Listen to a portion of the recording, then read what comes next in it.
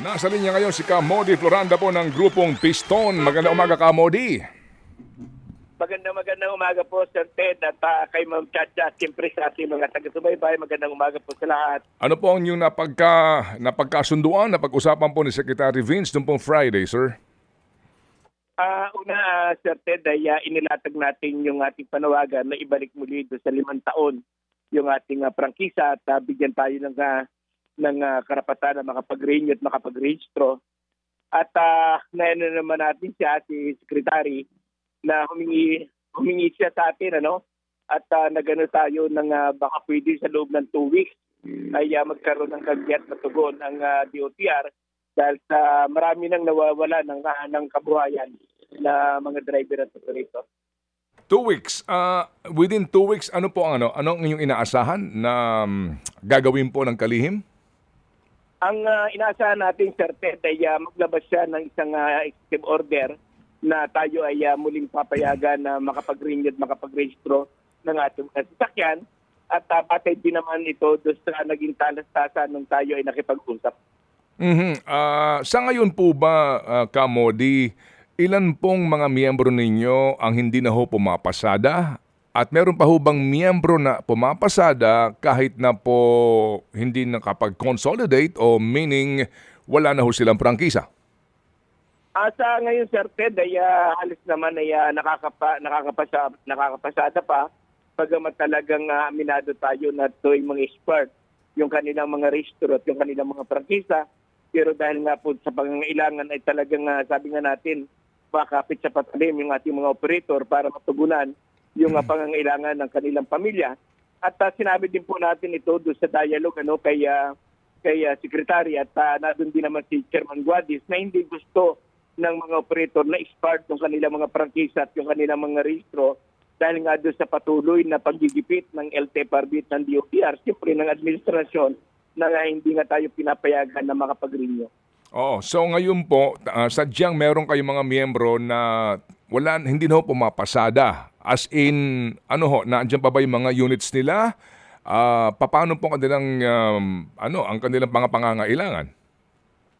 Yung ating mga operator ay Sir Ted, nandiyan pa naman yung kanilang mga unit at hindi naman nawawala yung kanilang mga unit. Kung titingnan nga po natin, ay halos sa ngayon ay nasa 150,000 pa yung ating mga traditional jeepney.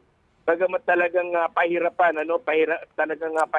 yung paghanap buhay, ay talagang naobliga lamang na talagang bumiyahe pa rin para matugunan nga yung kanilang pangangailangan ng kanilang pamilya. Ang Kamodi, naandun si Chairman Guadis, no, during the meeting. Napag-usapan ba, nakapagtanong ba kayo sa kanya doon sa mga datos na kanyang isinumite kay Pangulong Marcos na ngayon nga sinasabi, obviously, mali. Meron bang puntong napag-usapan yun? Nabuksan po natin at mismo tayo po yung naglatag na naging batayan ng LTFRB doon sa 86%. Ang doon ay hindi rin masagot ni Chairman Guadi sa harap ng bagong sekretary. At sinabi sa kanya nga ng bagong sekretary, ito ay dapat kailangan nating masusing pag-aralan dahil kabuhayan yung naepektuhan. Opo. So hindi ito nasagot na naman ni Guadis sa harapan mismo ni Secretary. Okay? Opo, hindi nga po pa formal na sinagot ni Chairman Guadis yung tanong na sana naging batayan noong 86%. Dahil ang sinabi po natin, tayo ay umiikot sa buong bansa at nakikita natin yung kabuong kalagayan sa mga bawat rehiyon na sabi natin ay majority pa rin talaga na bumibiyahe ang mga traditional jeepney. Halimbawa, galing po tayo ng Bacolod, galing tayo ng Negros, galing tayo ng Cebu. At ganun din, sabi natin, galing tayo ng Sardinegalo at iba pang mga region na talagang mas marami pa rin ay mga jeep. Bagamat pero mga modern, pero mga ilan lamang ang nakikita po natin sa mga region. Sinasabi po ni Ka-Obet Martin na sila ay bukas ngayon sa kaisipan na yung mga maiiksing ruta lamang ay buksan na para sa hanay noong mga ayaw mag-consolidate at hindi na ho silang mag-modernize, particularly po mangutang ng mga modern jeepney pero magkaroon lang po ng rehabilitasyon sa mga units po ng mga PUJs ninyo. Ano po ang inyong reaksyon doon? Sa atin, Sir Ted, ay dapat hindi hinampasang mga no? Na karapatan ng mga ating mga operator na bumiyay sa tamang mga ruta. At sa usapin naman ng rehabilitation ay matagal na po natin sinasabi sa gobyerno yan, sa balangkas ng modernization, sa ilalim ng rehabilitation. Hindi kailangan na bumili tayo ng ubod ng kamamahal ng mga sasakyan.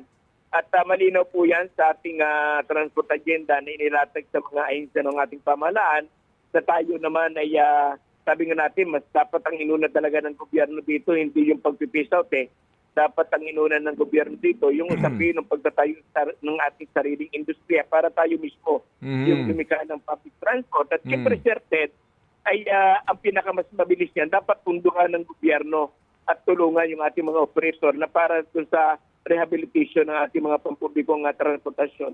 Apo, may tiwala. Kamodi, yung pong chairman ng LTFRB, merong grupo grupo nila Mar Balbuena, na nanawagan na nga po na kung maaari ay magpalit na ng chairman ng LTFRB. Kayo ho ba ay ano ang paninindigan nyo dito sa pamunuan ng LTFRB po ngayon? Sa atin, Sir Ted, ay yung ating mga issue ay hindi naman personal. Ang tingin po natin dyan kahit palta si Chairman Guadis at nadyan pa rin yung programa, nadyan pa rin tutulak pa rin ng administrasyon, ay wala pong saysay. Ang sa atin ay kailangan ibasura yung programa, hindi yung pagpapalit ng chairman. Kasi ganun pa rin po yan Kahit napalta natin yung mga chairman, yung mga officer ng mga pamahalaan, ay kung talagang gusto pa rin nilang itulak yan, tutulak pa rin nila yan. Kaya dapat resolbahin ng ahensya ng LTFRB, ng DOT at ng gobyerno yung fundamental na suliranin ng ating mga driver at mga operator at ng ating mga mamamayan. Okay, sige po. So, Cham, may tanong ka ba? Yes. Kamodi, sabi niyo po kanina, mag-aabang kayo ng 2 linggo dito po sa hinaing ninyo kay Sec Vince para sana doon sa 5 taon na hinihingi niyo na extension ng prangkisa ng mga jeepney. Kung sakali po na hindi agad maglabas in 2 weeks, ano pong plano ng inyong grupo? Tayo, Ma'am Chacha at Sir Ted, tayo ay laging, sabi nga natin, nung pagkatapos ng dialogue ay antay natin na resolbahin yung problema. Pero ito ay kung hindi mariresolba, ay tayo ay laging bukas na mag-usap sa karsada at kumarsada para ipaglaban yung karapatan at kabuhayan ng ating mga driver at mga operator. Okay, sige po. So salamat na marami, Kamodi, sa inyo pong informasyon na binahagi po sa aming programa. Kami po ay aantabay. Salamat po. Maraming salamat, Sir Ted, Ma'am Chacha. Magandang umaga po sa lahat.